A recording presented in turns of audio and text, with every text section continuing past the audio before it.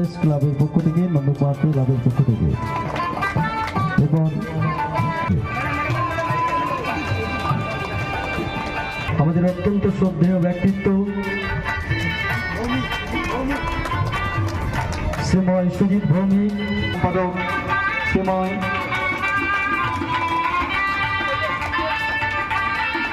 ধন্যবাদ।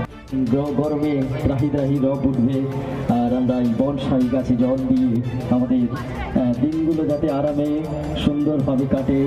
এবং সুস্থ পরিবেশে আমরা টিকে থাকতে পারি, সেই আশা রেখে বনসাই গাছে জল দান করে আমাদের এই উৎসবকে সমৃদ্ধ করছে। আমাদের